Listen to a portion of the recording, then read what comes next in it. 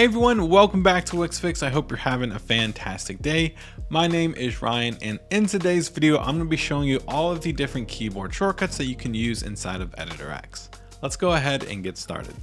So for the first keyboard shortcut that I'm going to show you, it's probably going to be the one that you're going to use probably the most out of any of them, and that is undo. So if you accidentally make a mistake and you move something where you didn't mean to, you can come over here and press undo if you want. However, if you just press Command Z, it's going to immediately undo for you. Now, something I do want to mention is I am running this on a Mac. So if you are on PC, the Command key is going to be the control key for you guys on Windows. And for the Option key on Mac, it's going to be Alt for Windows. So if you guys are on Windows instead of a Mac, just remember those two keys are the only differences at all. So Command is Control and Option is Alt.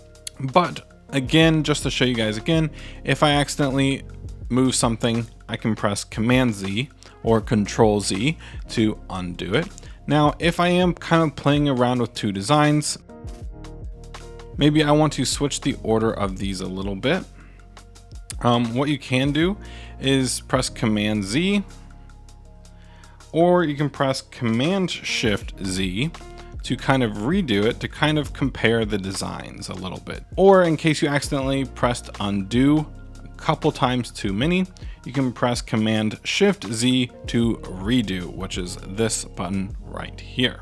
Now, one thing you may not know about is if we pressed Command, Option, and P, or Control, Alt, and P for Windows, it's going to preview the website for you. So instead of having to come over here and pressing preview, you can just do Command, Option, P, and you can enter and leave the preview mode. Now, let's say you're happy with the designs. You typically want to publish this to push the designs to the public website. But instead, what you can do is Command Shift P, and that will publish the website for you. Now, many of you are probably already familiar with the basic ones like Command C. So if I press Command C and then Command V, you know, that is a copy and paste, just like that. And you're probably already familiar with cutting as well. So if I press Command X, it'll cut the element. And then of course I can paste it if I wanted to as well. And then you're also probably familiar with two more shortcuts, which is duplicate. So Command D, it's gonna duplicate the element. And then of course, if you don't want something there, you can just delete it by pressing delete or backspace on Windows. And the last basic ones that I'm going to cover is, let's say we have move up and down. So we can press the arrow keys on the keyboard to move things ever so slightly. However, if we hold down Shift, we can actually move them in increments of 10 pixels at a time if we wanted to do that. So again, we can move it up, down, left, right. And if we hold Shift, it'll move it in 10 pixel increments. But now let's go ahead and cover some of the Editor X specific keyboard shortcuts. So if we go ahead and grab several of these elements, what you'll notice here is we have place in a container as an option. However, we can just do Option C or Alt C on Windows, and it'll place it in a container for us. Now, if we didn't really want to do that, we could just press undo, or we can go ahead and press Option Shift C, and it will take it out of this container for us. Perfect. So now everything is no longer in a container. Typically, I actually use Stack instead. So what we can do instead of putting them in a container is we can actually press Option S or Alt S on Windows, and we can put them in a stack for us. Now, once again, if we press Option Shift S, it'll take it out of the stack. Now, one thing that can be kind of annoying is, let's say we wanted this container to be in the front for whatever reason. What we can do is Command and press the up key, and that's going to bring it to the front. If we press Command down, it's going to send it to the back. However, let's just go ahead and say we wanted to kind of move it up layer by layer instead of straight to front or back. So if I just duplicate this image, and let's make this one the other image that has color. And let's just go ahead and position these to be in the same spot. Then maybe I want the color one to be in the background. So what I could do, instead of sending it all the way to the back behind this container, what I could do is say Command Option down, and it'll move it behind the black and white image. And then if I press Command Option up, it's going to move it back to the front. So we can see if we're just kind of playing with these, it's going to be switching the order just one layer at a time, rather than sending it straight to the front or straight to the back.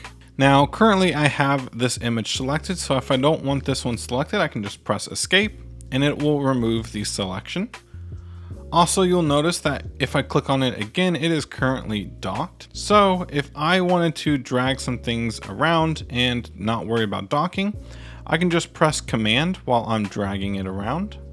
I can drag it around and press Command, and it's not going to worry about docking at all. Now, if you do want to resize an image, that's pretty easy to do. However, sometimes you have scale proportionately turned off. So what if we are kind of resizing it like this? It doesn't really look that good. So if we hold Shift, it's going to resize it and keep those proportions for us. Now let's say we wanted to resize it, but we wanted to resize it, instead of it going from left to right like this. What if we wanted to keep the proportions and also do it from the center? What we could do is just press Alt or Option on Mac. And when we resize it, it's going to resize it from the middle of the image rather than the edges. Now let's say we have this section down here and we wanted to add a grid to it. We can easily just press this right here to customize a grid on canvas, or we can just press Option G or Alt G on Windows, and we can actually start dragging out the grid lines just like that. I don't really want to do that, so we'll go ahead and press done, but it's good to know that it's an option. And let's say we want to get into the nitty gritty of something and look at it pretty carefully. Let's go ahead and select this element, and we can go ahead and press Command plus to kind of zoom in and see what it looks like here. Then we can do Command minus to zoom out, or we can press Command 0 to take us back to 100%. There are a lot of keyboard shortcuts that can really help us speed up the workflow. For example, one is Command I, which is going to open up the inspector panel for us. There's Command L, which will open up the layers panel. If we open up both our layers panel and our inspector, then we can do Command period to hide them immediately. And if we press it again, it's going to open them back up for us. Now, if you really like using keyboard shortcuts because it helps you speed up your workflow, but you can't remember them, there are two ways to get to the keyboard shortcuts. One is coming over to Help, going to Resources and Keyboard Shortcuts, or we actually have a keyboard shortcut for this, so we can do Command and Slash, and it's going to open up all of the keyboard shortcuts that you can use in Editor X. Now, there's only 4 more that we're actually going to talk about. So this one you're probably already pretty familiar with. Works in design softwares, a lot of browser pages, and just commonly used like in emails and just different things like that. So we can easily select text and we can press Command B to bold the text. Now, one thing I do want to mention about this is if we just have the element selected and press Command B, nothing will happen. We actually have to have the text selected for it to work. Same with the underline, which is Command U. And then if we press Command I, it's going to make the text italic. And you're going to see these are changing over here as well. So italics is on. If I turn it off, bold, we can bold it, and then underline, we can underline. Unfortunately, there is not a strike through keyboard shortcut, at least not yet. But let's say we have dev mode enabled. And we have a bunch of code down here. So if we needed to, we can close this. And if we wanted to check the properties of this, we can do Command Option Z. And it will open up the properties panel for us. It might just be a quicker way of opening the coding panel without having to come down here and open it with your mouse. But that is basically all of the keyboard shortcuts that you really need to know.